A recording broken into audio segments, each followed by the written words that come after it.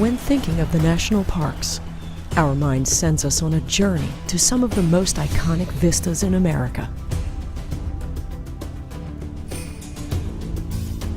But below the surface lies an unseen world. These are the cultural and scientific treasures that make up the underwater wonders of the national parks.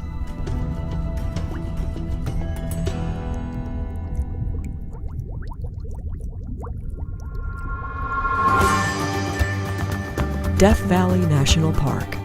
Vast, dry, and unforgiving. But things aren't always as they seem. Here, the desert has a secret. Underwater researchers make their way through this hostile terrain, where amidst the sweltering heat and barren landscape lies an oasis. A break in the earth that reveals an environment unlike any other in the world. A pristine and isolated ecosystem known as Devil's Hole. The National Park Service's mission of science and stewardship brings these divers to an unlikely spot.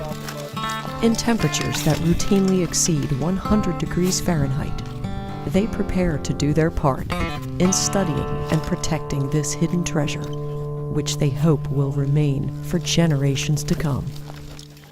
And the last thing you expect at the end of, miles and miles and miles is this kind of oasis, this hole that's literally in the middle of the desert. It's part of an underground water system that is very extensive. The water will come out from rain, snow melt, percolate through the ground, enter the aquifer, and it takes about 10,000 years for one molecule of water to finally reach Devil's Hole.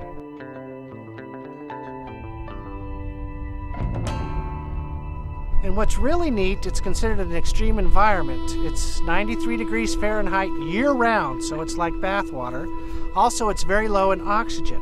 And so, for most aquatic systems, it would be considered very low in biodiversity. But Devil's Hole is considered the smallest known habitat for a vertebrate species. That species is the Devil's Hole pupfish. The fish, roughly 1 inch in size, is native to Devil's Hole and can be found nowhere else on Earth. And its relatively small population makes it arguably one of the rarest fish in the world. It was one of the earliest species to be placed in the Endangered Species Conservation Act. The National Park Service has made it one of its missions to help manage and study the Devil's Hole pupfish by performing annual population counts. They got their name because of their behavior. They move around like little puppies playing around in the water, so they got their name as pupfish. And you can see them on the shallow shelf of the habitat chasing each other around, just having fun. The shallow shelf allows for algae to be there and insects to grow, so the pupfish do most of their foraging and most of their spawning success occurs on the shallow shelf. So it's a very important habitat of this Devil's Hole ecosystem. The shallow shelf is paramount to the survival of future generations. With that in mind, the Park Service has built a removable walkway into the cliff walls, ensuring there is minimal impact to the environment as the divers enter the water.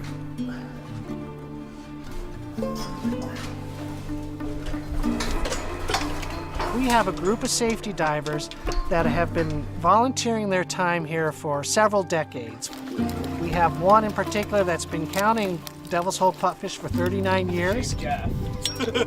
I've been out here with the pupfish count since 1976.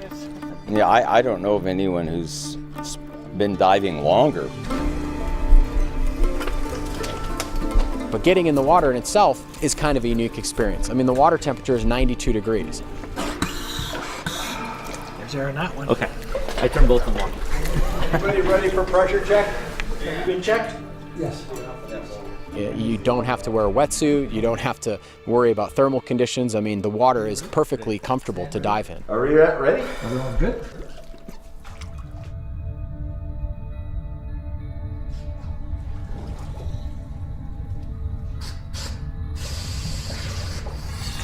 Everyone be safe. Where I go?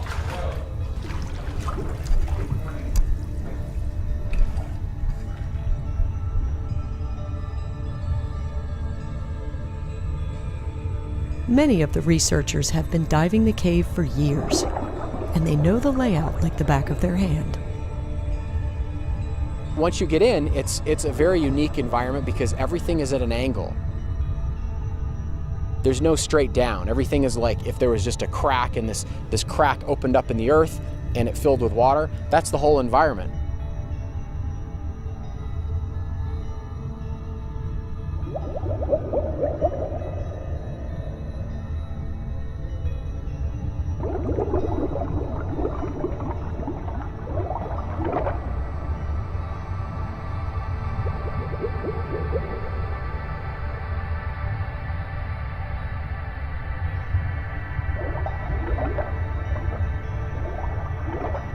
So you'll drop down and you'll descend to this kind of down this main fissure.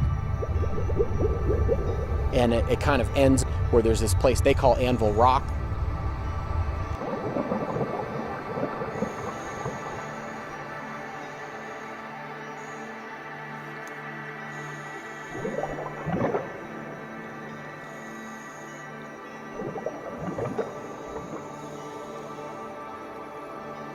And then you kind of turn a corner. You take a hard right, and it goes into this whole nother section with a whole nother kind of crack in the earth, and it just keeps going. We actually don't know how deep it is. What we do know is that divers have been down to 436 feet. They had some really bright dive lights, and they pointed downward, and they couldn't see a bottom. So the environment is tremendously unique from a dive perspective. There's no vertical up and down, and it is a true cave dive.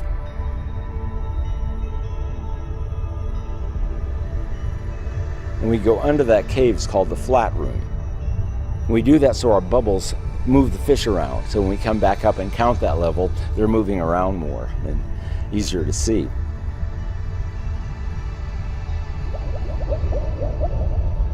There's different rooms that you can go. There's an area they call Crystal Room or the Crystal Cavern, where there's these kind of popcorn crystals that just react to the light, which you can actually surface out of the water. The light bounces off them, and it's a spectacular sight.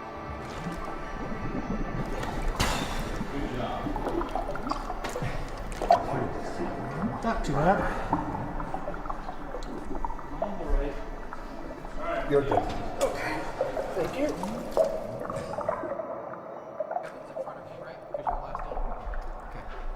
Ready? Three out. We just all follow Kevin.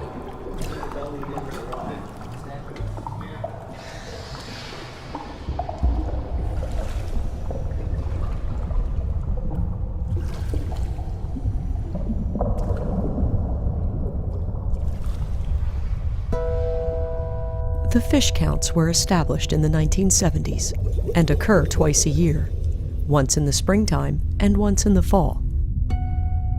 Each count occurs over 2 days, with 4 dives scheduled daily, an integral part of the conservation and recovery effort at Devil's Hole. So a lot of people ask, how do we count the pupfish? How do we come up with this number? How do we know the population's low or high? Is it the same as the past?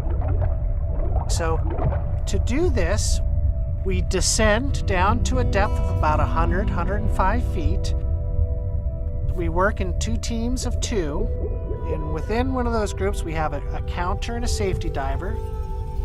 And when we reach about 105 feet, 110 feet, we turn around and we start a certain path and transect all the way up to the surface. So we actually have 4 different levels, we call it.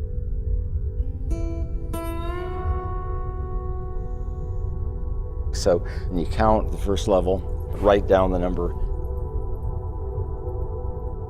Count the second level, write the number.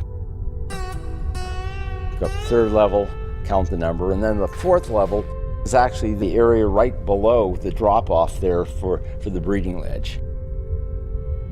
While the divers perform the underwater count, a surface count is occurring simultaneously at the shallow shelf. So I got 4. 2 of them were 10 millimeters in length. With the majority of the 15, population breeding got 19. and eating in this area, sharp eyes and teamwork are necessary to spot the diminutive fish. And a lot of times there's a lot of fish there. Sometimes they put a net up because you never know. The surface guys counting here may scare them over the ledge and you count them twice. Or I may scare them up and you miss them. So there's opportunity for missing individuals or double counting. So we do one count historically without the net, another one with the net. 32. 8. 6. Okay, ready? Go. I've got these 2. The systematic approach to the counts and the transects that they run, ascending up the topography of the hole and then accurately counting every fish that they saw, gives them a solid average. The 2 independent researchers going at 2 separate times were generally within 3 or 4 fish of each other, which is pretty remarkable. What that tells me is it obviously is a very accurate count. I have the dubious honor of having recorded the highest count ever recorded, somewhat over 500, and the lowest count ever recorded, which was 38 a few years ago. The population's rebounded a bit. We're getting in the 80 to 100 range right now, so things are coming back, but there's still some issues about why it hasn't come back to where it was. And although the numbers aren't as high as they once were, the number of pupfish counted during this outing totaled 80.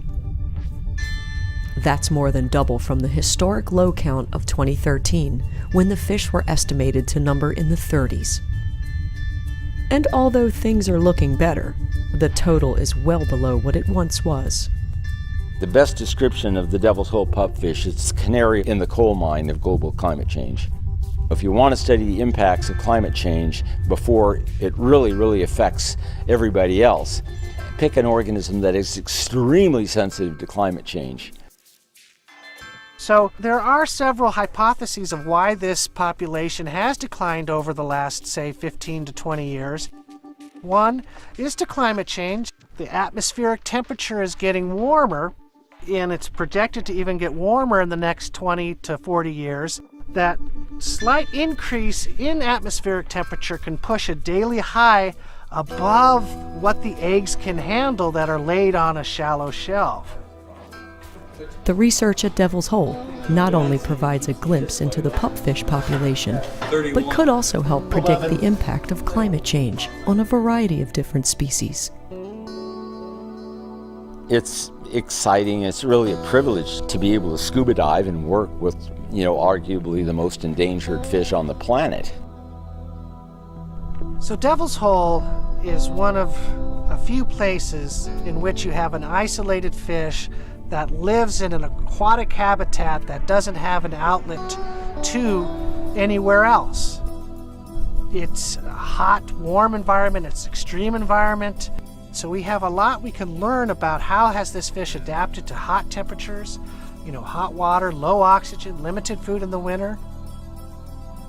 It's this little brilliant blue fish, and they've persisted for many, many thousands of years in an unlikely place. Out in the middle of the desert, we have this oasis, this really neat ecosystem.